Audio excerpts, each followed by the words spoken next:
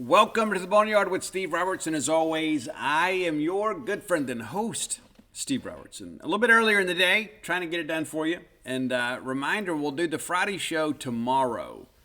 And that will serve as your preview for the cookout deal we're going to have. I was going to do that today, but I thought, you know what, since we're going to do Friday show on Thursday, give you plenty of time to get caught up on that we'll do that tomorrow. And plus, that'll give us a chance to kind of confirm a few more visitors.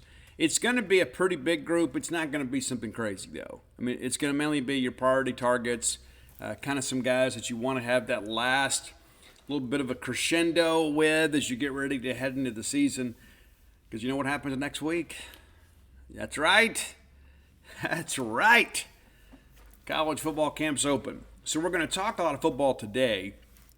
Do a little baseball portal update at the end of the show, but we're going to talk, kind of about, what am I looking for in fall camp? What are some of the position battles? How do some of these new players kind of mesh with what we have coming back? So we're going to talk about that really in the first segment of the show. Got a very interesting and historic top 10 list for you. A little bit of a story to go along with that. A lot of good feedback about the Mother Love Bone list and also the story in and of itself. And I'm glad that it was so well received, that I'm sure there's some people out there that are kind of seething, some of these Nirvana fans who have a BS degree in revisionist history. I'm sure there's some of that. But I've heard from a lot of people that said, hey, Steve, I didn't know a lot of that about grunge. I didn't understand that tucked away up there in the Pacific Northwest, there was already kind of a thriving scene. And I kind of appreciated the fact that I kind of took you through the history. But I'll tell you, that Mother Love Bone album, Apple, it makes me emotional, man. It really does. And I was telling Roy, I said, man, when I die, have him play Man of Golden Words at my funeral. I love that song. I do. I always have. And I think it's one of those things, too. There are certain songs in life that you kind of identify with, and you begin to think, you know what? He's kind of singing my song. That's one of those ones for me. But a lot of great feedback about that. I'm so happy, so glad to be able to turn some of you guys on to some music and provide some insight and perhaps to some tracks and bands maybe you're unfamiliar with. But I'll be honest with you, when I first learned of Mother Love Bone, I guess it was Kurt Loder on MTV. They kind of shared a little bit of the story. And because of the fact, again, I was just so enamored what was happening in rock music, I wanted to learn about Andrew Wood. And one of the things that I forgot to mention, too, there were a lot of songs that are dedicated to or in memory of Andrew Wood, including the song Wood from Alice in Chains. Yeah, did you know that? True story. Yeah, they were very close. And so Kevin from Candlebox, I got a chance to meet him briefly at Rocklahoma a couple years back, thanks to my buddy Mark. Told the story about this song Left Behind is about Andrew Wood. And how that kind of came to be is when Candlebox is getting ready to record their debut album, they had to go into the rehearsal hall to kind of prepare for recording. And they were in the middle of writing the album, and lo and behold, the record company put them in Mother Love Bone's old rehearsal facility. And Andrew and Kevin weren't in a great place when he passed away. And he said he walked in there, and it was like he felt the spirit of Andrew Wood, and he uttered out loud, he said, I didn't mean to treat you so bad, but I did it anyway. And, of course, that kind of becomes the signature line and Far Behind. So that's cool. And, of course, my buddy Tammy Down from Faster Pussycat, he had a track, too, called Mr. Love Dog. Tammy's actually from the Seattle area. So you wouldn't ordinarily kind of make that connection that Faster Pussycat, kind of a sleaze band from L.A., would have roots in the Pacific Northwest, but they do, because Tammy's from up there, and knew Andrew Wood. And I've had a chance to visit with him about that a couple times. But nevertheless, again, good feedback on the Mother Love Bone list. I don't know what the numbers look like. I don't know how many people listen to it, but I will tell you it has sparked a lot of dialogue in the inbox, and I thank you guys for that. It's so many people that said, hey, this was a pretty cool segment. So, there we go. All right, so let's thank our friends at Bulldog Burger Company, longtime sponsors of this show. I love Bulldog Burger Company. You will too if you don't already. Many of you already have a raving love affair with Bulldog Burger Company. get in there and get fed, right? Get a caliber experience, a high caliber experience with quality service at a great price every time you go. As I've mentioned too, there's some cool things happening, like just live music over in Tupelo from time to time. Still doing the tap takeovers, and we'll share those with you as we get details about that. Had some good feedback about a couple of those experiences for people. Those events, that's a cool thing too. And again, it just kind of shows the innovation of the management group there with Bulldog Burger Company. It's like, hey, you know what? We've got a great product, but we're going to make it even special, even more special, if I can get it out today. And so they're doing some cool things. So it's not just your regular dining experience. When you're looking for something a little bit cooler, they're going to do that for you too. But nothing's cooler than getting a great restaurant quality hamburger. It's one of those things, it's a fine delicacy we afford ourselves in life. Nobody does it better than Bulldog Burger Company. 3 great locations to serve you: University Drive here in Start Vegas, Gloucester Street there in Tupelo, Lake Harbor Drive in the Ridge and Flowood area. Be sure and go by and check them out. Get the spring rolls as your appetizer. You'll be glad you did, because they make you and everybody around you better looking. It's in writing. It's on the menu. There's a connection. It's true. I tell you this before we move into the football segment too. Bulldog Burger Company, the place where people go to meet. MEAT. Went to watch Oppenheimer last night with Ian. Arguably the best employee in the history of Bulldog Burger Company. And so I'll give you a few seconds about this. I really like the film. So if you're thinking about going, go. It is a big commitment though. It's a 3-hour movie. But it doesn't feel like it. I've had some people say, hey, it's the best movie I've ever seen. I don't agree with that. I don't. It is a fascinating tale, though, about basically the Manhattan Project. And, of course, the people kind of behind that. And there's some Albert Einstein stuff in there I think is super cool. But like most people of that high level of academia, Oppenheimer was kind of a tortured soul. He was one of those kind of people that saw the world in a different way. And the next thing you know, he's involved with something that could potentially end the world. It did end World War II, but it is a fascinating tale. I encourage you, if you're looking to, if you're on the fence about going, let me just go ahead and throw you over the fence and tell you to go. It is worth your time and effort. And so go check it out. Again, it's like 3 hours and 2 minutes. So it is a commitment, right? Because, if you're like me, I got to drive down there, get my popcorn, and then after that, I got to drive home, so it's basically a 4-hour deal for me. I don't know how it is for you, but it is worth your time and effort. Ian did go to see Barbie yesterday with some of his female co-workers there from Bulldog Burger Company. The whole group of them went, had a good time. He says that the Barbie movie actually is really good, but he did prefer Oppenheimer. And I think a lot of it's because sometimes he's kind of aging out, right? You know what I mean? You get to a point where all of a sudden the Disney movies don't hold your attention. You're a teenager and you're beginning to see the world a little bit differently. But he's been going a lot. Got back from Young Life Camp. He was a counselor at Young Life for a month out in Florida. So he's come back. So I've tried to get out and spend a little time with him. And that was one of the things we had both kind of wanted to see was Oppenheimer. So go check it out. You owe it to yourself. I think it's super cool. And maybe if you're a person, I'll just wait for it to come out on Netflix. No clue when it's going to happen. But I'll certainly watch it again. But I do think it's worth watching on the big screen. There's so many things that happen that are pretty dynamic. So go check it out. Okay, let's get into some football stuff. Now, I'm excited about a lot of things when it comes to Mississippi State football. Let's kind of recap. You got 8 home games. You have 4 winnable road games. That's it. Just 4 road games this year. Obviously, you only play 12, so 8 of them are at home.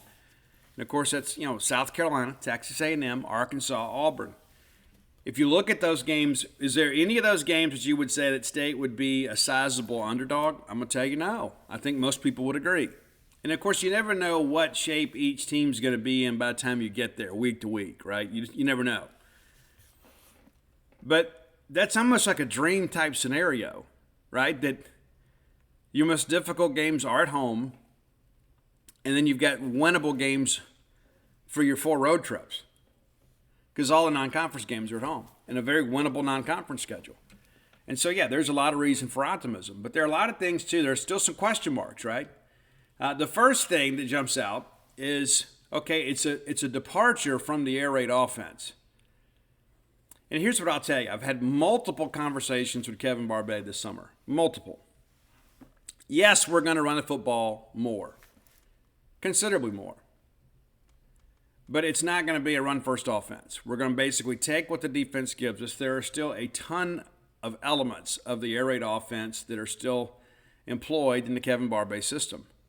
Now, one of the things that we're going to do a lot more of, because of the fact that we're going to run the football more and hold those safeties accountable, you make life easy on them when they can just sit back there in 2 high deep or 3 high safeties, right? I mean, just sit back there and just play the ball in front of them. We're going to take more shots down the field. And Will Rogers, one of the best, completion percentages in the country for, passes over 15 yards. Maybe you didn't know that. Well, a lot of it's because we didn't take as many of those shots. We're going to take more this year. So you're going to get more one-on-one matchups. It's going to be completely different from what you've seen from other defenses. Simple as that. We've gotten into this whole mentality where it's the air raid, but we were dinking and dunking. And so what basically happens is you kind of eliminate the big play possibility. Because everybody's just going to play back, make you throw it underneath, and instead of you maybe having 2 and 3 and 4, maybe 5 play drives, a lot of times you got to have 10, 12 play drives. So when you've got to go out there and successfully execute an offensive play 10 to 12 times on a drive, at some point you're going to make a mistake, and that's what people were counting on. Now all of a sudden, with this change in offensive philosophy, you bring back the possibility of the big play. I mean, how many times have we had, a big, long run? Like we'd get a run for 20 yards or 15 yards, the last couple of years, and, we're excited. But you haven't seen anybody just kind of break loose and have like, the 50-yard gallop to the end zone. Just because of the fact the way people were aligning to defense us, there was always 2 to 3 safeties on the field. So that's going to change. But how quickly can, we kind of get up to speed here? That's the real question, right? Barbay tells me that he was very pleased with the install in the spring, and said now he's eager to get back on the field with them and kind of see retention-wise where are we, and that's where having a veteran team matters. That's where not having a lot of newcomers show up and that you're depending on is helpful, because they've got the opportunity. They've got the opportunity to kind of coach each other up, and that's what they've been doing basically for the summer. They're watching film together, they're working through playbook and things like that. So the players themselves are having an opportunity to kind of get each other on the same page. It's one thing when everybody shows up and everybody's learning themselves, and then the coaches are having to do all of the instruction. It helps when you've got a veteran quarterback like Will Rogers. You've got an offensive line, you've got some guys. It's going to be a much different dynamic for them. People act like, though, that all we've done is pass block for 3 years. That's just simply not true. I mean, you go back and look at the numbers last year. There were some games that we were very successful when running the football. How many times do we talk about it, right? And sometimes we get blinded by, the lens of, contempt at times too. People forget there were some times last year we were very successful running the football. I mean, how many times did you see it? It's like, man, we show a little more balance here. All of a sudden, we're tough, especially in the red zone, right? So we're going to be able to hold teams accountable. We're going to be able to stress the linebackers a little bit. We're going to be able to make the safeties actually play football and not get out there and play 7-on-7. It's a much different dynamic. And again, everybody's like, well, it's a completely new offense. The skill set essentially is the same, though. It's not like we didn't have running backs. And that's one of the big questions, I think, when we enter this thing. You've got an undisputed starter in Woody Marks. I've said it for, I guess, the better part of a year now. I don't think anybody benefits more to the change in offensive philosophy than Woody Marks. He is your unestablished RB1. And then there's Simeon Price. I think Simeon Price, again, they were careful with him in the spring. He was kind of limited in what he could do. That's RB2. You go out and you get Kevon Lee from Penn State. Is he as good as Dylan Johnson? I don't know that I'm ready to make that jump yet. I haven't seen him in person yet. So that's one of the guys we'll be watching. And there's Jeffrey Pittman, the number one junior college running back in the country that came in here. And maybe that didn't mean as much as it used to, because now you've got the portal. Used to there were some players that rather than sit for a year to facilitate a transfer, they go play junior college. So it's a little different dynamic. But when I look at that, it's okay, you've got an established guy, Woody Marks, that has 3 years of experience in the Southeastern Conference. On top of that, you got Simeon Price, a guy that looks like he was born to play running back. You've got a reserve guy that's come in from Penn State that has Power 5 experience. And you get a very talented between the tackles guy and Jeffrey Pittman. So the personnel group to manage the demands of this offense on the ground are there. Period. That should be handled. Now, is it a stable of running backs you look back and that rival some of the best in school history? Absolutely it's not. Are they adequate? They're more than adequate. So you feel good about that group. Now, wide receiver-wise, and this is one of those things, too, that maybe we don't always talk about because we've recruited so many wide receivers. I mean, obviously we have more than enough to run what we want to run, but there is going to be some production that we're going to miss, and that's got to be made up. And we say, Justin Robinson, of course, kind of came on toward the end of the year last year, and he did. We need him to remain on that trajectory. We need him to be the guy because of the fact that with more defensive backs committed to stopping the run, we should see some one-on-one coverage. And that's a guy that's a walking mismatch, right? With his catch radius and his size, it's going to be all about ball placement with him, right? It's a guy that can elevate a little bit too, as you saw in the ReliaQuest Bowl. But to be able to get him in matchups that are advantageous to us are absolutely paramount to our success. Now, looking at the receiving numbers from last year, okay, guys, 3 of our top 4 receivers that are gone. Ra Thomas, of course. And I still don't like the way that went down, but it is what it is. So he's gone. That's 44 catches and 626 yards and 7 touchdowns that are gone. Then there's Rufus Harvey. Yeah, Rufus Harvey actually led Mississippi State in receptions last year with 53 and 505 yards. The best year he's had. And no, I don't expect him to come back and play. There's just nobody really wants to kind of talk about all that stuff. I know he's in the portal, but there's a place for Rufus here at Mississippi State. In my mind, he's always a Bulldog, and it's one of those things, too, that, sometimes guys get a little bit nicked up and banged up. And, Rufus is a guy, too, that in the beginning, I'll be honest, I was kind of late to the party, I knew he was a good high school player. I didn't know that he would have, the size to be able to compete in the Southeastern Conference. And what does he do? He goes out and puts up 53 grabs last year. I love Rufus. I do. He's a great young man. Wish him the best. Tulu returns. He had 40 catches last year, 502 yards. And we expect him to be a bigger part of the offense. Could he be a guy to pick up a handful of more catches and maybe do some big things? I think so. I think Tulu Griffin, like you, has been underutilized. So I think we're going to see a big year from Tulu. Caleb Ducking had 477 yards. He also went in the portal. And I told everybody then, and Paul agreed, he has no eligibility left. But somebody out there is like, oh, well, he ought to be able to get a COVID year. Well, that's the problem, is the COVID year, he redshirted. So he's already spent his 4 years of eligibility. You don't get an additional year. You only get that year back. And he's already played 4 years of college football. So he's done. 8 touchdowns last year. So when you start looking at this personnel group, you start thinking, wait a minute here. That's a lot of guys gone, and it is. And we're not going to have as many 4 wide receiver sets, but you're missing some dudes. Of course, Jaden Wiley is back, and Jaden didn't have the year that I expected him to have last year. We need him to have a big year this year. Of course, Justin Robinson came on later in the year, 30 catches, 326 yards, and you lose Austin Williams. So when you start running through, your top 7 or 8 receivers, half of them are gone. Freddie Roberson transfers in. Finally get him here. We feel good about him.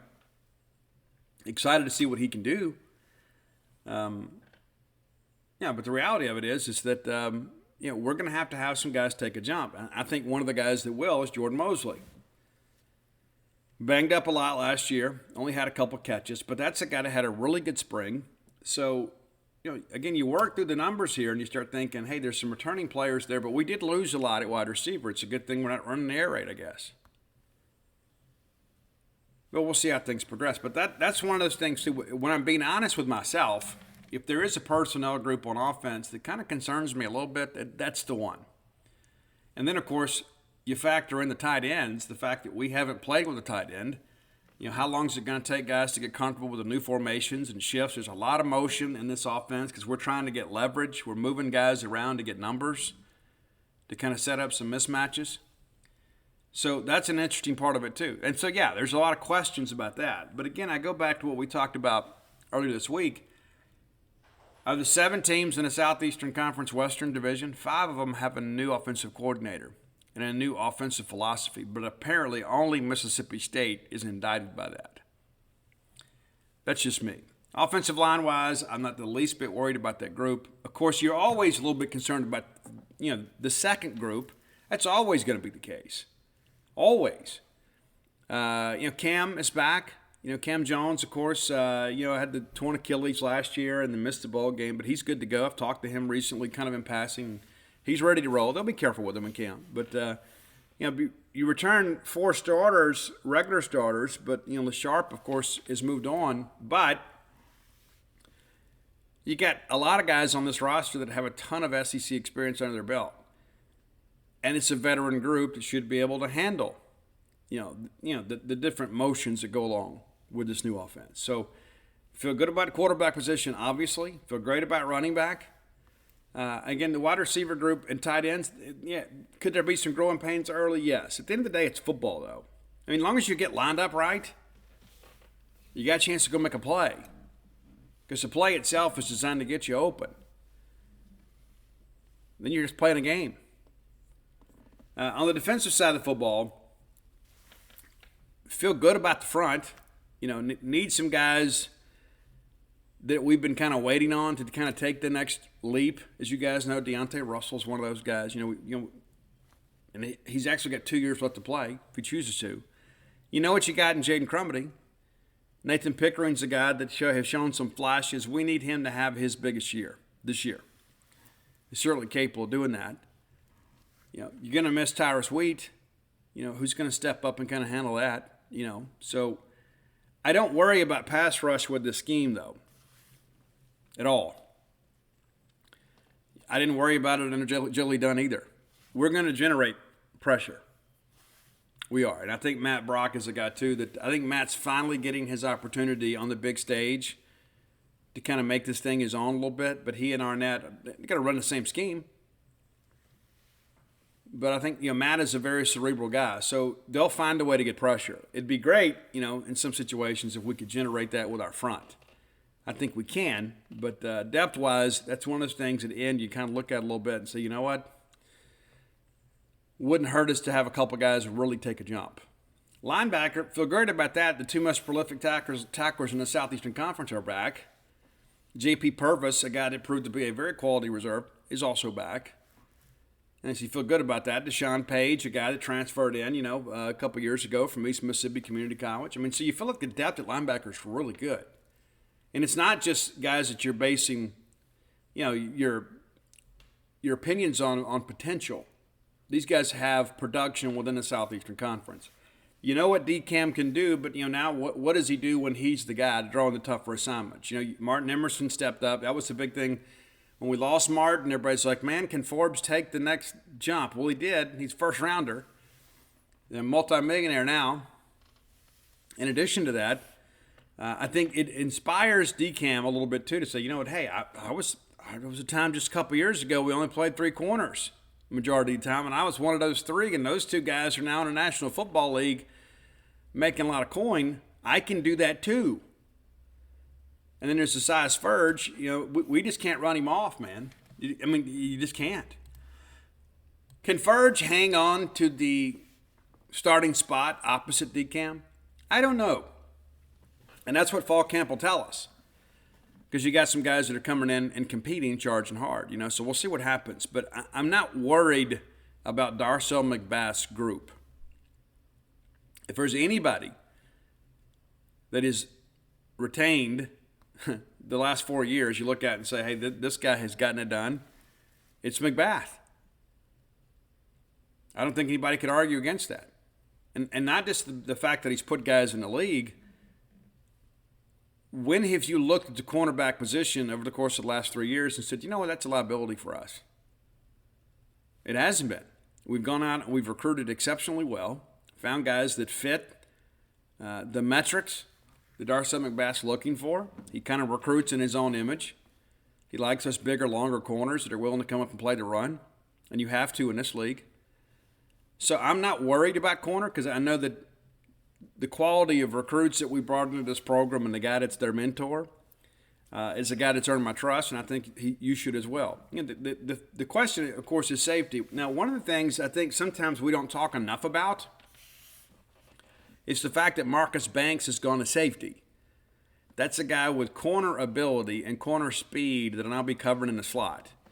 And a lot of that's going to be about technique, and so, again, that's an important part of this. And you got some other guys out there, Sean, it feels like Sean Preston has been here, like he had to be a doctor. Sean Preston, of course, was a Dan Mullen recruit. Yeah, let that sink in for a second, right? A couple coaches removed from that. But, Sean's a guy, number one, we know what we're going to get with Sean. Is he the best cover guy? He is not. Is he a guy that'll change your all for you? Absolutely, he will. He will absolutely run you over.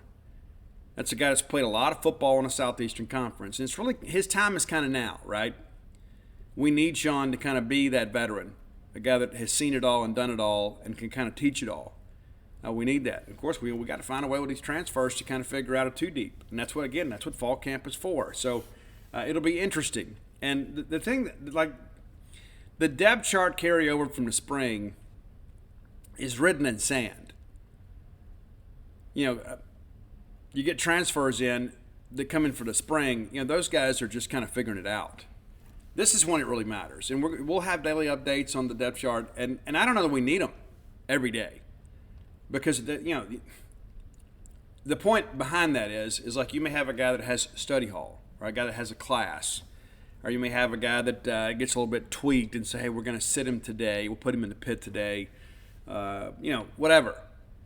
And so when we make those changes, and we're going to update them, but my point being is that don't freak out day to day. Don't get all caught up in that and say, hey, well, just yesterday this kid was, what happened?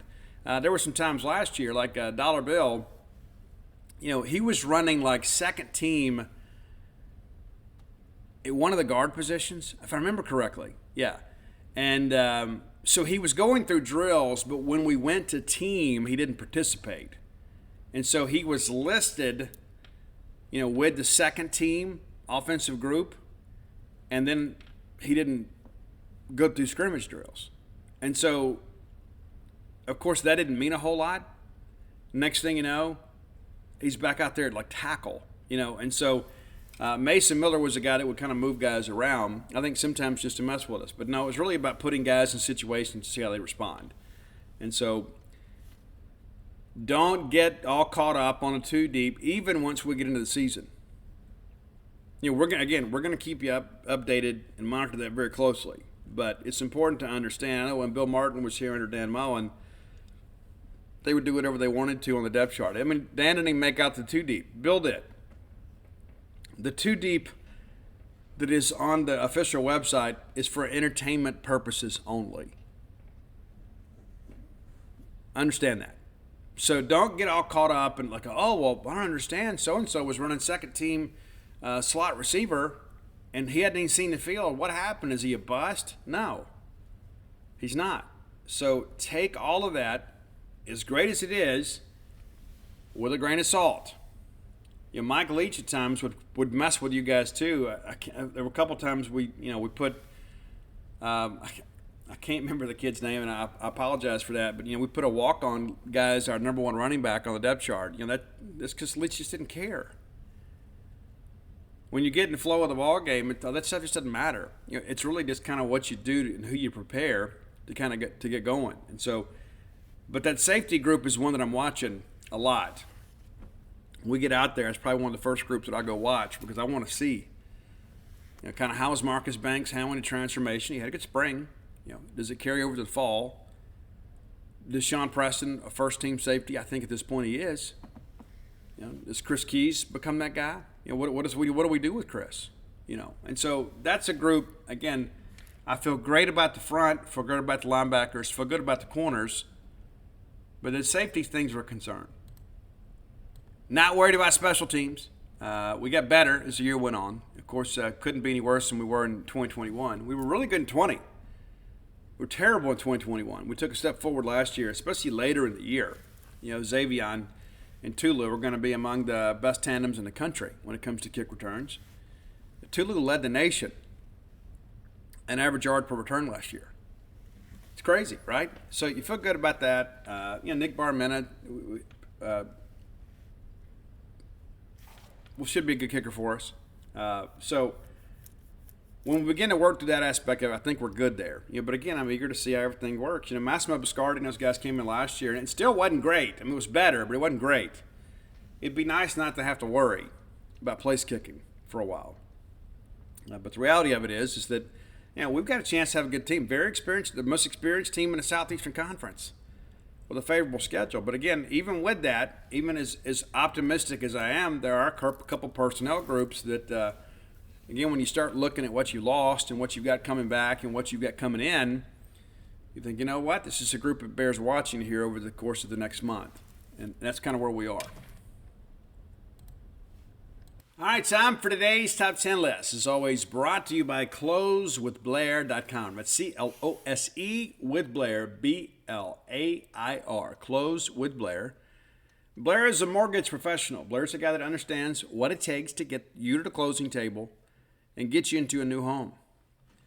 It's an important aspect of things right now. A lot of people said, you know what, Steve, I've always wanted to buy a home. I've had some problems in the past. I just don't know, I don't know. Well, Blair's the guy, number one, that can get you pre-qualified. That's a big part of things. Get pre-qualified, then you know exactly what you're looking for because, buying a home is intimidating. You start thinking, okay, well, this is what I think we can afford to spend, and maybe you know your budget better than anybody. You should. But they can get you pre-qualified for what, number one, can get you approved, get you in a home, so you're not out there wasting your time or the realtor's time going and looking at homes that perhaps that are beyond your means. Blair is a guy that can take care of that for you and say, hey, this is what your payment would look like. This is exactly what your investment would be. And so you say, okay, well, now we know. Right? Now we know what we're looking for. 22 years of experience in the mortgage industry, that's not a joke. It's part of the deal, man. Nobody stays in any industry 20 plus years by accident. You got to know what you're doing. Blair's a closer. Reach out to him at 601-500-2344. Again, 601-500-2344. He's got answers to all your questions. When you've seen it all and done it all kind of seems like old hat. It can be a very intimidating process for you if it's your first time or even your second time.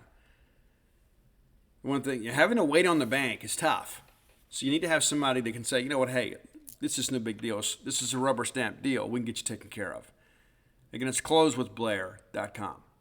All right, going back to the days of my youth, there used to be this organization called the PMRC. It was founded by Tipper Gore. Al Gore, the inventor of the internet. It was his wife, Tipper. And it all started because she was riding around listening to the album Purple Rain with her daughter. Prince's, the motion picture soundtrack, the Purple Rain. And there was a song that's going to be on our list today that there was a comment about some self-care. Let's just put it that way, because I know we have some young people that listen to the show. And let me go ahead and tell you, this list here, you do not need to listen to this with your kids. Period. Okay? Period. But the PMRC basically galvanized the record and recording industry kind of against the federal government, because they basically wanted to censor music. That was their goal.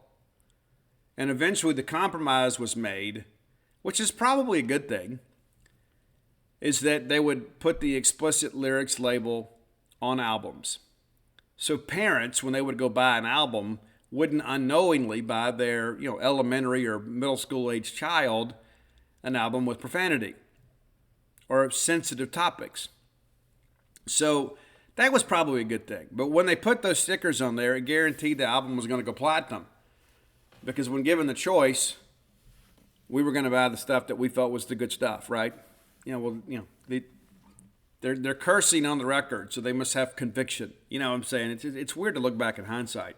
I don't know how many country artists had those labels, because it was really more rock music that was being attacked. When we get through our list today, you're going to notice too that there is an absence of rap music from this list. Well, it's their list. I'm just kind of ranking their list. But rap was still evolving as an art form. And there wasn't a lot of profanity in rap at this point. Rap was still very light. It wasn't until Public Enemy and NWA and those bands, the Two Live Crew, all of a sudden things changed. And that's a different story in and of itself. When they began to target the Two Live Crew and called them obscene, they covered Born in the USA from Bruce Springsteen. And it was banned in the USA. And did you know that Bruce Springsteen donated the song? Didn't even charge them royalties on it because people were against censorship. And I am a First Amendment advocate, period. I think that it's one of those rights that is inalienable. I think you ought to be able to say whatever you want to say. Now, that doesn't mean that I support you showing up at Piccadilly Cafeteria, Sunday afternoon and dropping F-bombs all over the place. I mean, there's a time and a place for whatever. But when it comes to art, writing, music, artists should have the ability to use the full expanses of their palette. And especially now that you've got these stickers on there, I mean, you can be properly advised. But when it's an adult show, you don't want to like it, you can leave. That was the big problem with the Two Live Crew, right? It's like, they were carding people at the door. It was adults, and so it wasn't like they were influencing kids, even though teenagers were buying that album as nasty as they want to be in droves. But the reality of it is this: the federal government should not be able to tell a record company, a musician, what they can and can't produce. The FCC obviously has some guidelines in place. If you want to keep things off the radio, that's your business. But to suggest that somebody shouldn't or couldn't record something because the federal government says no is something we should all stand against. And there are some people that would say, "But Steve, I don't like all that language." You know what? That's fine. That's fine. You don't have to like it. You also don't have to buy it. In addition to that, is where does that end? And think that through. Country music has become a lot more, sinister in some respects. Right? Even as of late. No opinions on that publicly. But the reality of it is if it's what would stop the federal government from once they toppled at first anthill and say, hey, you can't use this word. Oh, then now you can't use this one. Because that's the thing that we have learned in recent years is the chronically offended, there's never anything that we remove as an irritant that ever stops them from being offended. They're going to continue to be offended. It's who and what they are. And so if we're listening to the mob as a leadership group, then you're always going to be catering to the mob. It's like, okay, we'll give them this victory. We're going to broker a deal. We'll give them this. They won't ever stop. And that's why the federal government should never be weaponized to stop free speech. Ever. Ever. And so no matter what genre of music you listen to, you got to look back in hindsight and say this whole PMRC thing was led by Tipper Gore, the co-founder of the internet, was wrong. They did to get the warning labels attached, again, which I can see was probably a good thing for parents. But the reality of it is that we felt like our music was under attack, and we felt like the federal government was trying to legislate morality. Well, you can't listen to this. What do you mean I can't listen to this? I should have the right to listen to whatever I want to listen to. Now, again, you don't have to broadcast it, but you should never deny me my right to listen to it. I wrote a paper about this when I was in high school, something I was very passionate about, and did my entire senior research paper on this.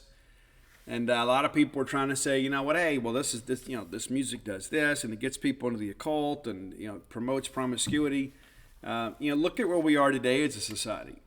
When I was in radio 30 some odd years ago, there were certain songs we couldn't play before dark. Like Life in the Fast Lane from the Eagles. We couldn't play it before dark. Now, one of the reasons why is because, we were piped in to businesses all across town. And so there were just certain songs you didn't play in small town Mississippi because you were basically the soundtrack of, we didn't have Sirius XM back then. We didn't have Muzak yet, at least not in South Mississippi. But nowadays, it's like anything goes. Now, here's my attitude about that. I think that's a great thing. Like, oh, well, Steve, some of this is so over the top. It absolutely is. And there's some things out there that just doesn't appeal to me. So I don't listen to it. But Steve, they're poisoning the minds of our children. You know what? My grandparents, their parents told them that Elvis Presley was going to send him to hell because he was shaking his hips. He couldn't even go on television. And so this is a battle that has been, as long as there has been recorded music, we've talked about this. You get to a certain age and it's like, oh, the music of today is just so terrible. It's always been that way. We all begin to age out. Yeah, I firmly believe this, is that you start growing old when you stop buying new music. Just my personal opinion on that. But again, I respect everybody's right to perform their art and say what they feel, and the federal government shouldn't be involved in all that. If you watched Straight Outta Compton, you kind of saw some of that stuff too with NWA. NWA was out there saying some things that just at the time were just like, you're like, holy smokes. And you think, are these guys agent provocateurs? And you find out that they weren't. They weren't like some studio creation. These guys were the real deal. And they were talking about what was happening in their communities. And it was important to get that message out. FBI tried to silence Public Enemy. Why? That's the thing I think about. Why? The federal government should have better things to do and try to quieten people that are trying to bring attention to what's happening in our country. And again, I respect everybody's right to say it, because where does it end? So here's the filthy 15. I didn't put them all on the list, but I'm going to read you the list, and then I'm going to give you my top 10. There were 15 songs that were identified by the PMRC as songs that they labeled the Filthy 15. And again, you'll notice no rap songs on here. Again, rap was emerging as an art form. And I'll give you the rating too. There was X for profane or sexually explicit. There was O for occult, and D for drugs and alcohol, V for violence. Judas Priest, Eat Me Alive was X. Motley Crue's Bastard was V. Prince's Darling Nikki was X. Sheena Easton, Sugar Walls was X. Wasp, Animal, I won't give you the subtitle, X. Merciful Fate, Into the Coven, Occult, O, of course it was. Vanity's Strap It On Robbie, X. Def Leppard's High and Dry, Drugs and Alcohol. Twisted Sister, We're Not Gonna Take It, Violence, craziness. Madonna's Dress You Up, X. Cyndi Lauper's Sheep Op, X. AC/DC, Let Me Put My Love Into You, X. Black Sabbath's Trashed, Drugs and Alcohol. Mary Jane Girls, My House, X. Come on, guys. And then Venom's Possessed, O for Occult. I didn't put a lot of these occult ones in here, but I wanted to make sure we went over the full list. This so you could understand, too. It wasn't just, long-haired freaks like me that were being targeted. Sheena Easton, you kidding me? Of course, Sheena Easton at that point had a relationship with Prince. He was writing a lot of her songs. And so there was a new level of, appeal with her. She was more risque. People forget that she was also duetting with Prince on The Look. But anyway, Madonna, you kidding me? Madonna, It's like you go back and you look at the lyrics for these songs and you think, a few of these, okay, right? Because there was a lot of alarmism in metal music back then. It's like, okay, well, how do we become even cooler, right? How do we appeal to the masses? And that was the thing, too. It's like, there was a lot of occult influence and imagery in metal back then. And it's because Black Sabbath was like, they were the big deal, right? So it's like, oh, I want to be like those guys. And so you get bands like Venom, and you get bands like Merciful Fate, and bands like Hallows Eve. You get those bands out there, and you wonder, are these guys really Satanists, or is this an act? And some of them were. So I didn't put a lot of that in my top 10. But here we go. My top 10 of the Filthy 15. Number 10 is Madonna's Dress You Up. I think it's very benign. I think it's one of those things. I think they almost just kind of threw this in there just to say, see, it's not just rock music. And that Madonna album, too, had, why didn't you put Like a Virgin on there? Why Dress You Up? I mean, come on. Come on. Number 9, Sheena Easton, Sugar Walls. And again, I think this is one of those things where they're just trying to appease people because their target was rock music. And number 8, the Mary Jane Girls, My House. And again, it's one of those things, too. It's like, give me a break, man. I mean, you listen to that song and you think, there's nothing explicit about that. I mean, you listen to the Cardi B's of the world these days, and if that's your thing, that's your thing. I support it, man. If that's your thing, it's not my thing. I've heard her actually do some guest spots with some people that I have listened to. But there's some things out there now. You talk about this was filthy. There's some stuff out there right now that's X-rated. And again, I support that. And, it's not like MTV's playing music these days.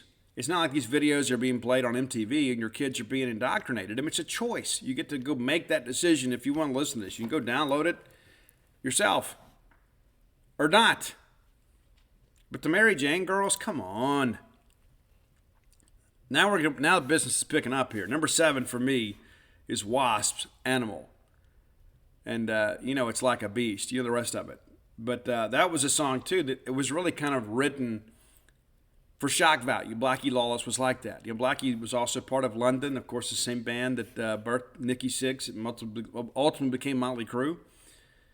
We'll get to them a little bit later. Number 6, Eat Me Alive, Judas Priest. It's amazing, too.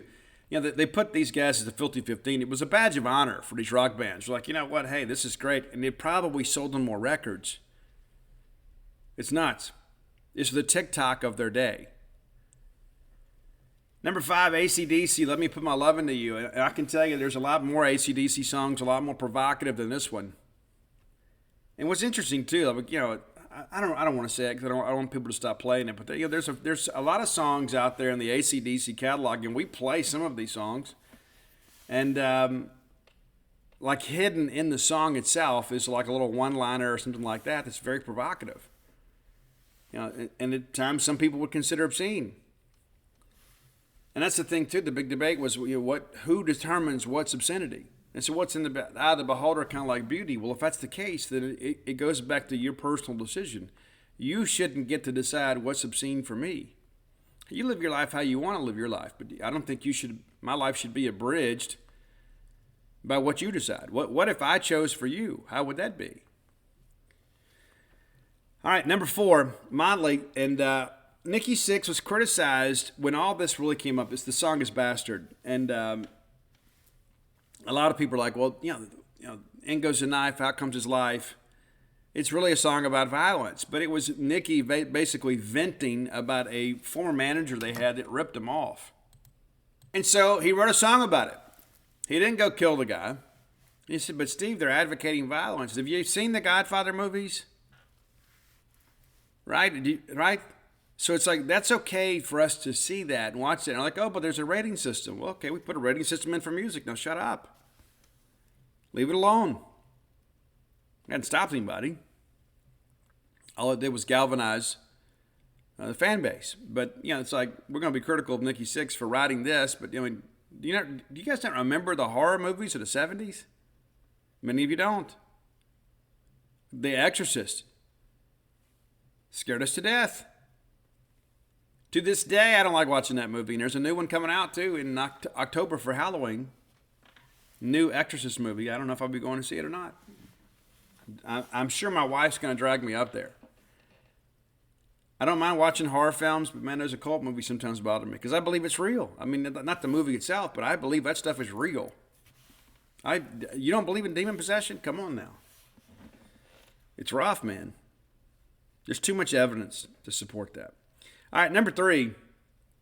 Now, there's a lot of Def Leppard hipsters out there that, they can't dare to admit that Pyromania is the best Def Leppard album, and then their girlfriends will tell you it's Hysteria, right? But there are a lot of other people like, well, no, it's really High and Dry. High and Dry is a great album. It's the second album, and Pete Willis wrote this song, but the title track from the album, High and Dry, and you're like, oh, it's about drugs and alcohol. Do you not remember that Hank Williams Sr. sang about a tear in his beer, right? And so it's like, again, there's no country songs on here. And country music built a genre around beer drinking and, bar carousing and cheating, adultery.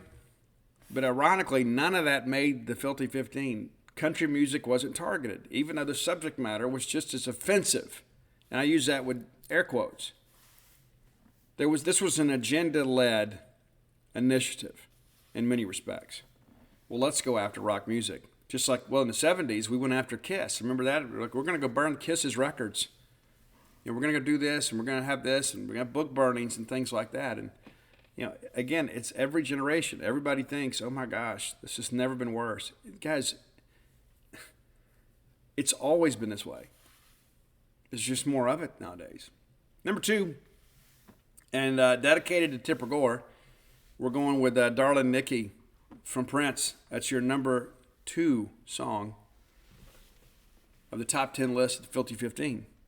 Don't know where you are these days, Tipper Gore, but you made a name for yourself.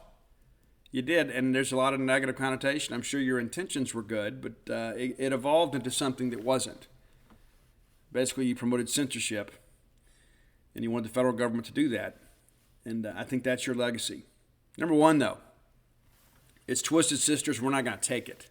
Number 1, and it wasn't from the song, it was the video they had a problem with. And at this point, most Americans didn't even have cable. They had a problem with a teenager standing up for themselves of an overbearing father. Now, I believe to honor your father and mother. I believe that. But angsty teens, you always feel like you're being targeted. And so We're Not Gonna Take It wasn't just about teens, but the video itself was kind of wrapped around that. And so they drag Dee Snider before the Senate hearings, and I guess they thought, okay, well, he's going to walk in here, and he's got his long hair and his sunglasses and his denim vest, and he's just going to be an idiot. And Dee Snider was so incredibly prepared that he put them all on their heels. And it was really kind of the shining moment for rock music. It's like, this is one of our guys. And I wasn't a huge Twisted Sister fan at the time. I thought they were a bit of a novelty act. I like bands who were a little more serious, But all of a sudden, I became a bigger fan of Dee Snider and Twisted Sister because I felt like he was standing up for us. And this is our people. It's our music. But probably the most important part of the PMRC hearings didn't involve Ozzy Osbourne, didn't involve Dee Snider, didn't involve Rob Halford or Prince or the descendants of Elvis Presley, none of that. It was John Denver. John Denver. They called him as a witness thinking that he was going to be on their side to promote censorship. And instead, John goes in there and just sets off an Oppenheimer-level atomic bomb in those hearings. I think it changed everything. John talked about how he had been targeted because some people were talking about Rocky Mountain High to suggest that was somewhat drug-related. He goes, what that tells me is these people have never been there. They don't understand the euphoria of sitting there and watching a sunset over the Rocky Mountains and what that feels like, or to watch a sunrise out in Colorado. And so Rocky Mountain High was not a euphemism for drug use. And so he began to expound upon that and just kind of explain, I would not want my music abridged or censored. And he's writing Americana, right? And of course, we lost John, much too early, Country Roads Take Me Home. Little did we know that the country road would take him to Washington, D.C., and he would basically stand up for rock music and ultimately rap. And that's the thing, too, it's so crazy, too, is like they take this big swing with the PMRC, and well, that didn't work. And then all of a sudden, when NWA and Public Enemy and those bands begin to kind of rise, too, it's like we couldn't get rock music, so let's go pick on rap. Still hadn't gone and picked on country, though. I guess maybe now, the Karens of the world are out there working on that. But it's so interesting. It was also agenda driven, and so I've spent a lot of time talking about this today. It's the off season, so you have to, my last week of the off season, and wanted to talk about this because it kind of crossed my timeline the other day. If you don't know much about that, Young Bucks, just put in PMRC in your browser and hit search, and you can go back and read and even find some of these hearings. And it's a very, very important part in American history. And again, nobody lost their lives or anything, but the reality of it is that this was a very important part in protecting the First Amendment as a part of our Bill of Rights. And again, as always, thanks to Roy for putting these lists together for us. I put the list together. He keeps them for us and puts them out there. And so be sure and follow him on Twitter and Spotify at Dogmatic67. That's DAWGMATIC 67. Dogmatic67. Be sure and check him out and give him a follow. He won't be tweeting out pictures of his food, and I just about guarantee you there's probably not. He probably doesn't have like Sheena Easton or the Mary Jane Girls Greatest Hits. So he's probably not going to be doing TikToks with that kind of stuff. So it's going to be a safe follow for you. Of course, I'm on all forms of social media at Scout Steve R.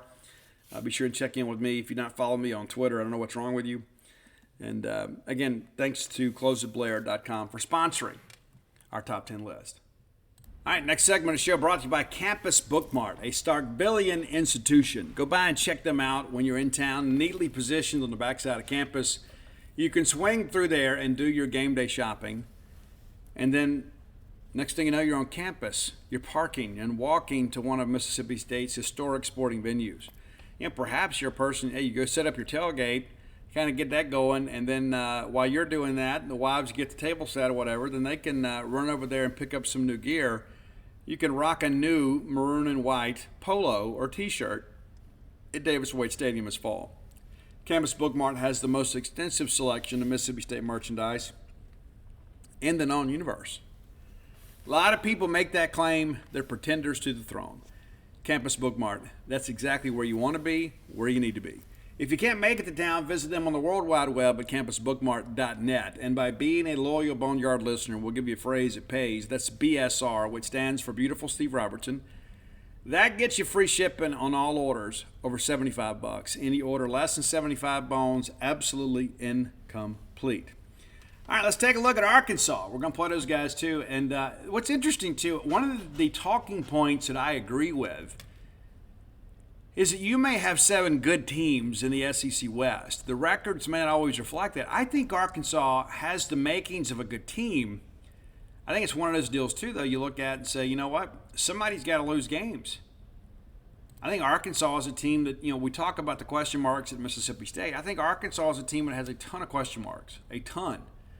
But they're a team, too, that could kind of shape the bowl picture for so many of us that are not going to be in contention for the playoff.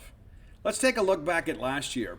And, of course, K.J. Jefferson missed some time last year. I'm a huge K.J. Jefferson fan. I think he is a phenomenal quarterback. We nearly got him. Nearly did. Be a different dynamic. I don't know that he could have run the air raid. He probably would have been in the transfer portal. So maybe picking Arkansas was the right pick for him. But it'll be interesting, though.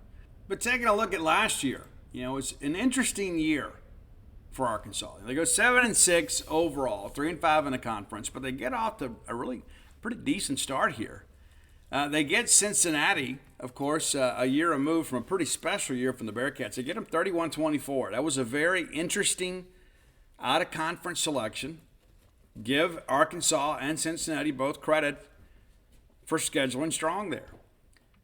31-24 winners. The next week, they get South Carolina 44-30. And in Missouri State, Bobby Petrino made it awfully interesting, and then Arkansas wins that game late. But I remember we were down at LSU and thinking, you know what, hey, Arkansas's in trouble too. All right, the next week they dropped the game to Texas A&M 23-21. Very competitive game, just one play away from a 4-0 start. The next week, smashed by Alabama 49-26. They come to Starkville, kind of limp in there, and of course KJ's hurt, and it changes a lot. But the bottom line is they couldn't stop us, and we win 40-17.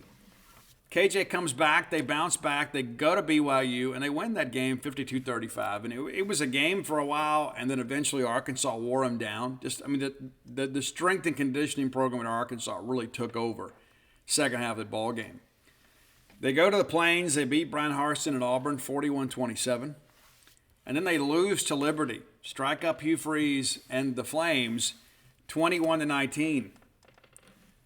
And that's when people kind of realized Arkansas was in some trouble. The next week, they host LSU, number 7 LSU, an eventual SEC West winner, LSU. Wasn't a great game for LSU by any stretch, but they found a way to win it 13-10. And again, you sort of look at these Arkansas losses, man. There were a handful of them here you look at, and it's just, one score or less. They host Ole Miss and just absolutely run all over Ole Miss. Very pedestrian Rebel defense last year. They were not a good matchup at all, especially up front. We're a pretty veteran offensive line last year for Arkansas, and they really had their way with Ole Miss. And as I said for weeks, they were going to lose at Missouri. They do 29-27. And bounce back to win a barn burner in 3 overtimes in a Liberty Bowl against Kansas. And so that's the difference in a winning season and a losing season, is winning the Liberty Bowl. That said, I think Arkansas is probably in a little trouble this year. I just think even with KJ, as dynamic as he is, there's just not enough around him to really move this thing forward. And you got to think, okay, well, what are Arkansas fans willing to accept? Well, probably a lot less than they should. I think a lot of people in Arkansas think they should be, getting the type of hype that Texas A&M does year to year, that they should be able to consistently play with Alabama. And while they have had some competitive games against Alabama, they just haven't been able to win. But when you begin to think about the fact, too, it's 2 brand new coordinators. And unlike Mississippi State, where you've got Matt Brock, so there's continuity on defense, things are changing a lot. They're changing a lot. And they probably should. Barry Odom is a guy that, for a while there was one of the top defensive coordinators in the country. It'd be a much different dynamic now. Much different deal. So, of course, it all centers around KJ, but he has a lot to work with. That is a very, very, very talented running back room. And Dan Enos, I've told you guys before, some of the formational things that he does with tight ends is very intriguing to me. They will find a way to stress safeties. They will put linebackers in conflict. There's a lot of eye candy with this offense. So there are going to be some games that teams sell out to try to stop the run, that they're going to get beat with the pass. Because KJ is a guy, listen, he's not Tom Brady by any stretch of the imagination, but this is a guy that's very, very talented. And when you give him the run-pass option, as strong and physical as he is, he can burn you. And I think this Dan Enos scheme with those tight end cluster formations could be something that is difficult to defend. Very much so. But it's year one, It's like if the standard applies to Mississippi State, it applies to Arkansas, because the Enos scheme and Kendall Bry's scheme are very different. You remember what Brandon Allen did at Arkansas with Dan Enos? Much different dynamic than what Kendall Bry's did with KJ. But, Enos is a guy that's very talented. I know the run at Miami wasn't what they wanted it to be, but I'm intrigued by this. I think, with the stable of running backs they have, and the fact that they have recruited well in the offensive line, and Sam Pittman's a guy, obviously, that knows how to develop offensive linemen, they're going to be decent on offense. And some games, this should be really good. And against teams that can't stop the run, Arkansas is going to feast. I'm looking at you, Ole Miss. All right, so, again, it's really kind of a RPO-type scheme. So I think KJ could thrive in that. But, KJ's a big-time dude, and they're going to change some things up. It's not always going to be the spread. They're not always going to be back, running, the shotgun, zone read type stuff. They're going to mix some things up. They talked about him being under center some. So that's going to be interesting. But Rocket Sanders, I love Rocket Sanders. I do. I'm a Pittsburgh Steelers fan. I think he fits what we want to do. He is a throwback running back that is a guy that just wears on you and grates on you over the course of a game. He's already proven to be a star. Guys, he had almost 1,500 yards last year. And you got to think, too, in those games that KJ wasn't around, his production was down a little bit just because teams didn't have to account for the quarterback run as much. So between KJ and Rocket, Arkansas could be and probably should be the number one rushing team in the Southeastern Conference. The problem is going to be is when they get in games where they can't stop anybody and you got to score quickly, are they going to be able to do that? That's the real question. This wide receiver room is really in transition. They had to hit the portal really hard, kind of rebuild the room there. And Bryce Stevens is a guy that's somewhat interesting. Jaden Wilson is a guy that has made some big catches, had a couple of big ones against us. But, they get to the portal and they go get three guys. And, again, just kind of rebuilding the room out there. So it'll be interesting to see kind of what happens there. Tight end's going to be a big part of this. They go get Varkey's Gums from North Texas. That's a name maybe you're not quite as familiar with. I think this guy's kind of an X factor in this offense. You go look at his numbers, I think you'll be impressed. One of the better tight ends in the portal, and he winds up at Arkansas at a program that expects to use a tight end a lot more. You got a couple of starters back on the offensive line with Brady Latham and Bo Limmer, but outside of that, you're kind of figuring that out. And again, maybe that's a good thing, but you'd like to have, 4 to 5 starters back when you're installing a new system. There's a reason those guys didn't start. And it's not to say they didn't have talent last year. They did. But, again, changing formations, changing the demands on the quarterback, and then an offensive line that, really at times struggled with pass blocking last year. But a team that wants to get downhill on you. So, again, when Arkansas is in these games that are 1 and 2 possessions, they're just going to run their scheme. What's going to happen, though, when they get behind? It's not an offense that I think lends itself to shootouts. But, again, I think Dan Enos is a better hire than people are giving Sam Pittman credit for. I truly believe that. Now, defensively, it was an absolute disaster at times last year. It was. Travis Williams and now Marcus Woodson. It's a guy that we've known well from the recruiting battles here as of late. Now at Arkansas. And so it'll be interesting. How do they set this thing up? What's the dynamic behind this? And, ultimately, what's the play calling look like? But this is one of those teams that was really kind of feast or famine. They would get after the quarterback. Set a school record 42 sacks last year. But, man, you could run the football on those guys. They absolutely could not cover. And that's what you saw in our game. I mean, we had people just running wide open in the secondary, which is why State won that game going away. And not to mention we left some points on the field. But, you give up over 30 points a game, you're asking an awful lot of your offense. You are. And that's the thing. Odom moves on. They had to make a change. So, again, you've got a defense that was very porous, and now you're implementing a new scheme with a lot of new players. And you lost some guys last year that very, very good. Now, the front should be solid. Will they be dynamic? We don't know yet. I know one thing's for sure. It doesn't matter who's the coach at Arkansas. There's always that one big physical guy that plays the nose or plays the shade or whatever. There's always going to be that guy in the middle. Is Torian Carter that guy? We'll see.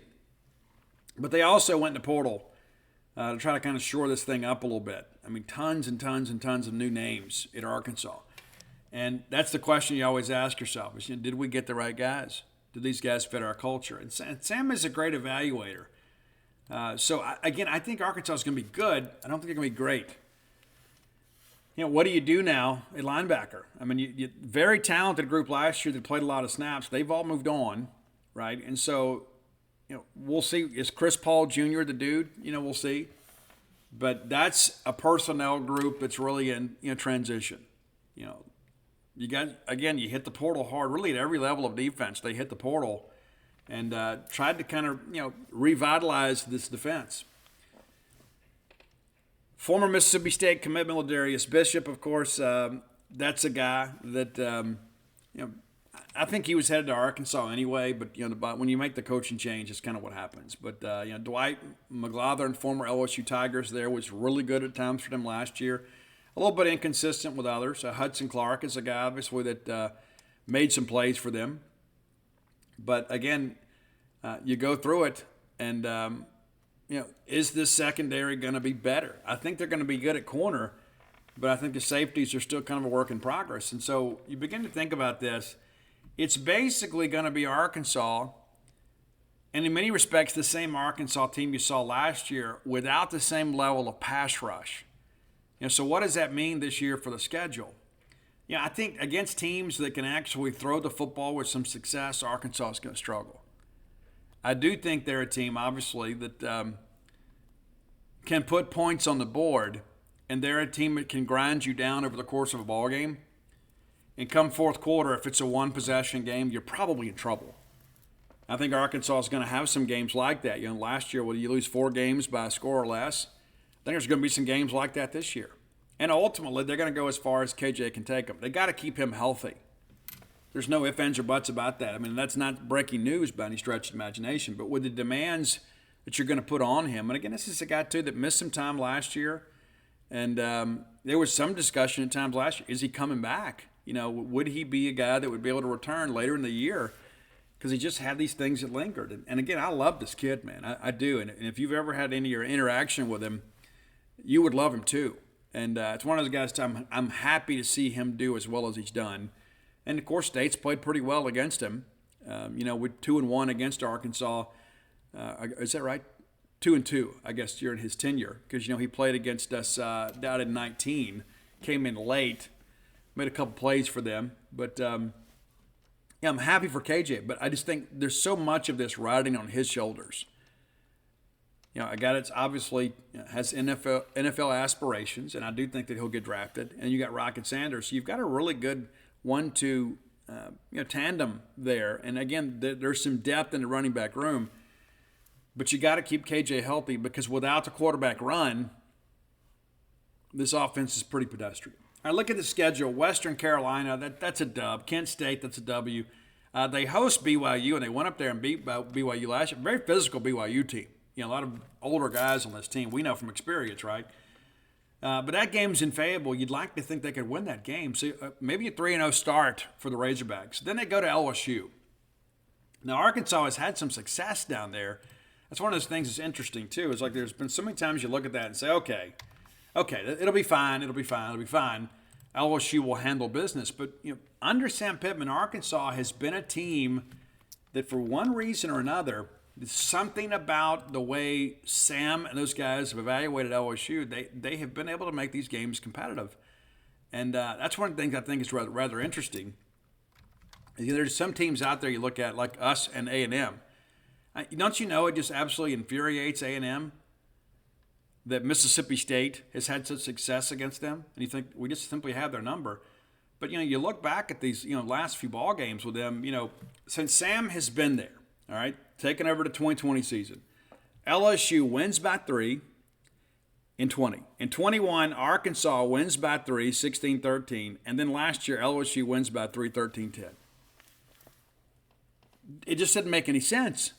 But for one reason or another, Sam is able to get these guys up. And so you got to begin to ask yourself, okay, if they roll into Baton Rouge with a 3-0 record and the belief that, hey, we can play with these guys, that's going to be awfully interesting.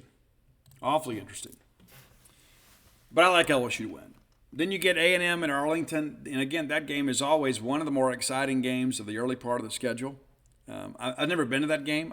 I would like to. Like, if we ever had a bye week in Arkansas and A&M were playing, I think I'd want to go to Jerry World and watch that game. I mean, because it always is so competitive. And always something crazy always seems to happen. But I think in the end, I think Arkansas is in trouble facing Petrino. And you know why, right?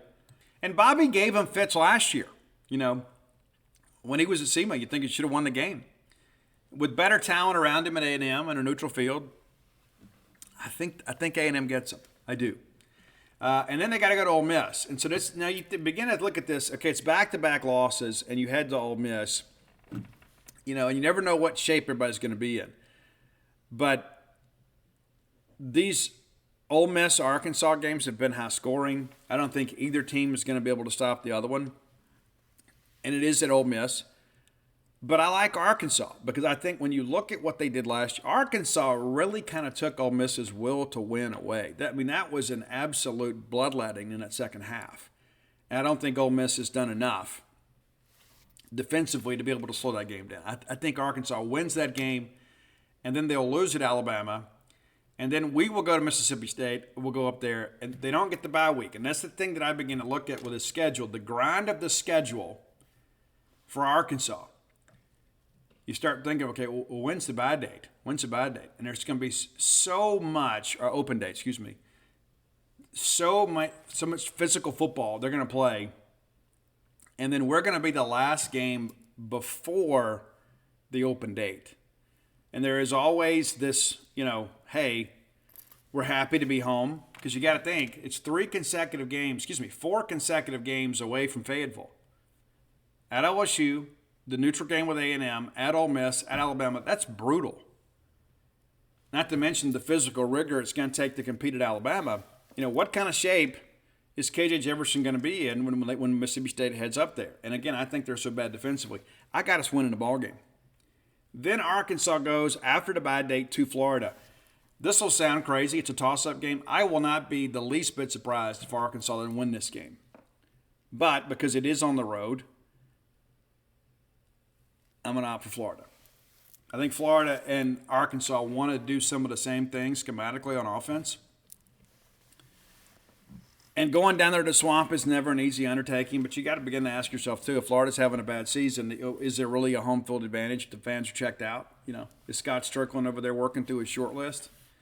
Yeah, we'll see. But I'm going to take Florida in this game. And then Arkansas will host Auburn November the 11th. By this time, you got to think there's got to be some semblance of belief at Auburn. You never know what kind of shape the teams are going to be in. But that's a pivotal game. It's a toss-up game.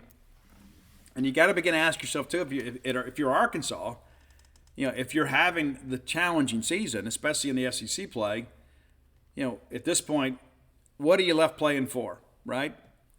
The next week you get Florida International, that's a W, and then Missouri. And that's proven to be very unpredictable.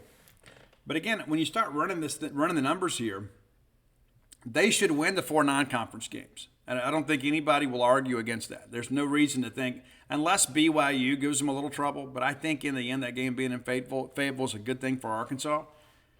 So I got them going 4-0, but I could be sold on 3-1. Again, we don't know what they're going to look like, but Western Carolina and Kent State should not in any way challenge Arkansas.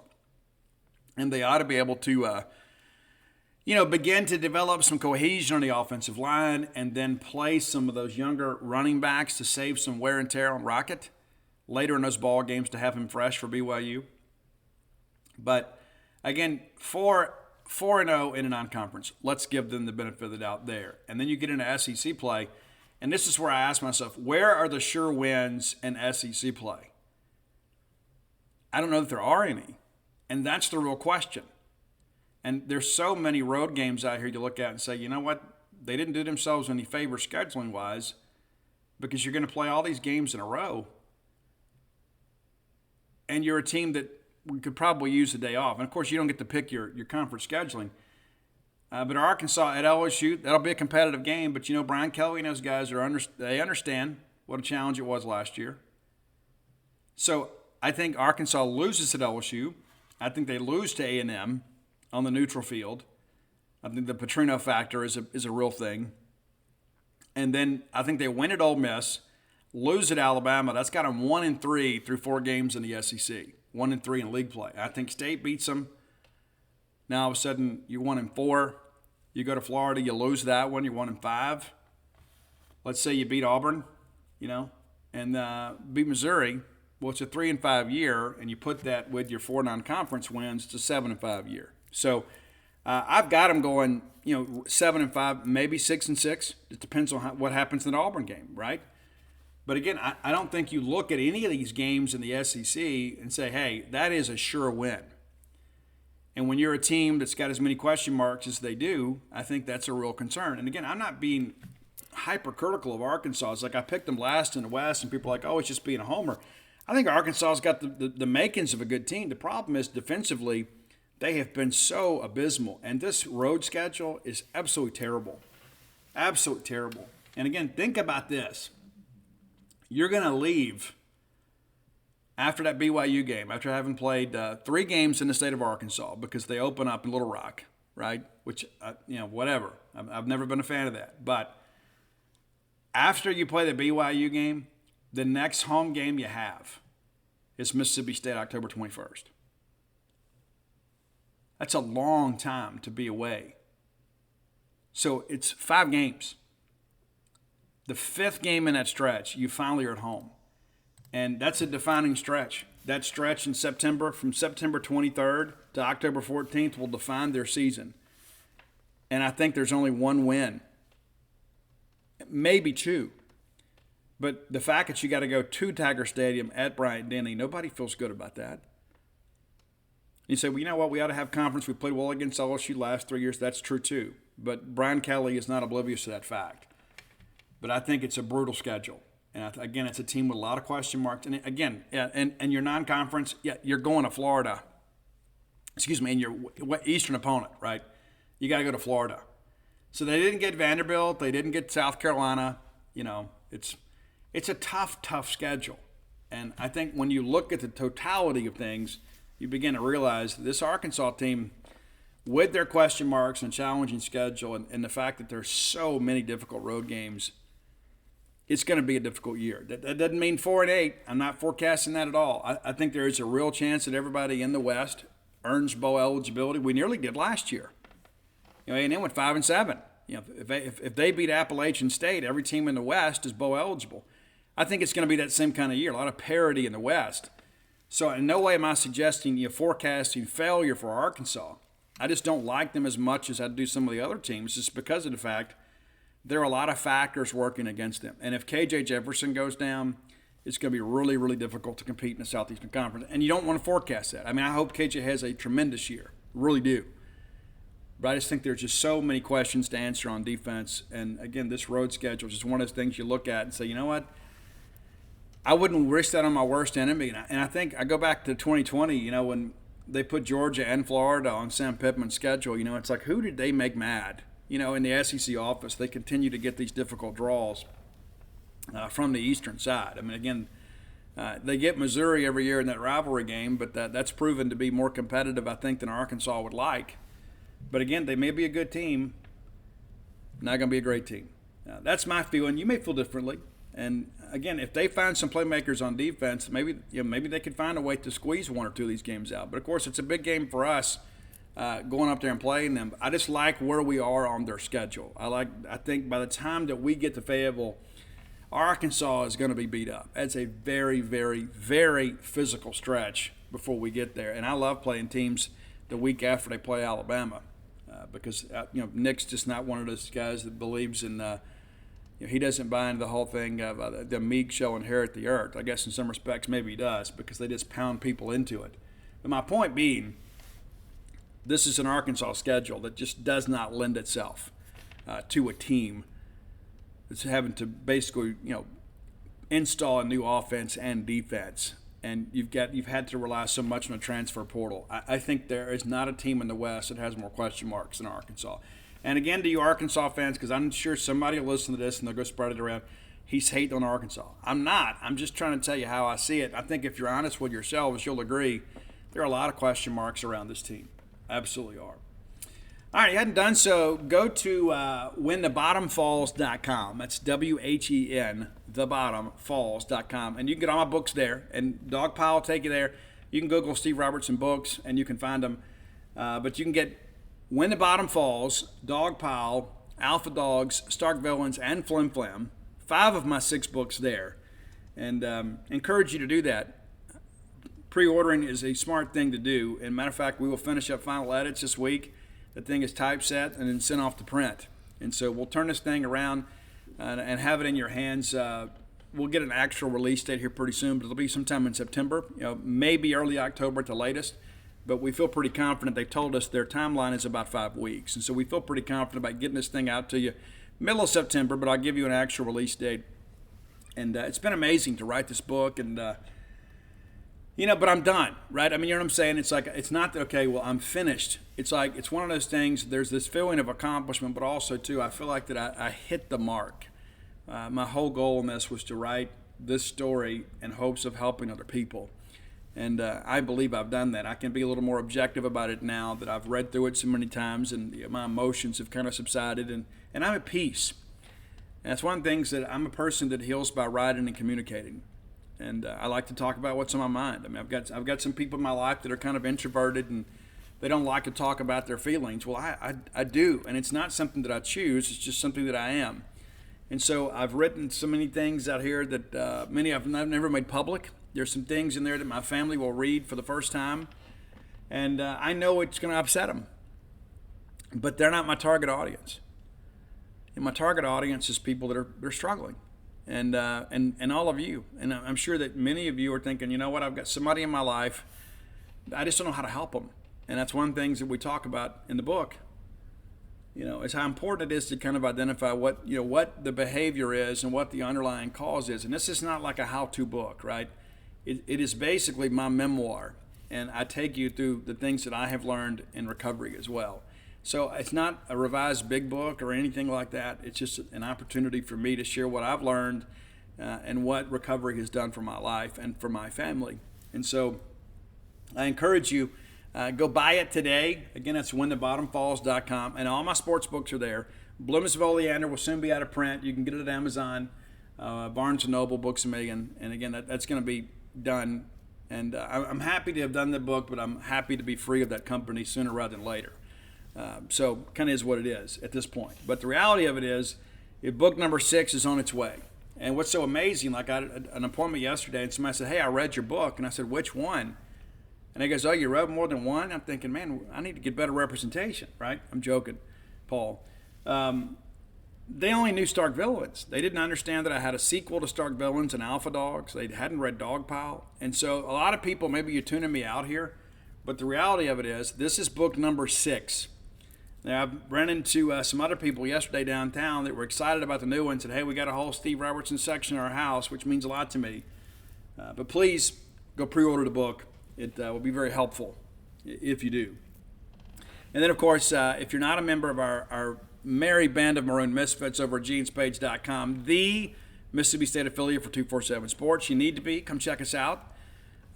And fall camp's opening up. Nobody's going to do a better job covering that than we are. Nobody. Simple as that. Nobody will do a better job covering Mississippi State athletics than we are. It doesn't matter who shows up down the road. We're not going to be in a situation, obviously, that we're going to do a poor job. Simple as that. So come check us out. And as always, you can get Stark Villains gear at starkvillains.com. Get yourself a t-shirt, hoodie, outfit the family, and rep the brand. And as I sit here and look at the United States of America Patent and Trademark Office, where the phrase Stark Villain is trademarked, I own it. Super cool thing. All right, that's it for today. Until next time, let's all live our lives in a way we make more friends than enemies, and people can see a difference in the way we live.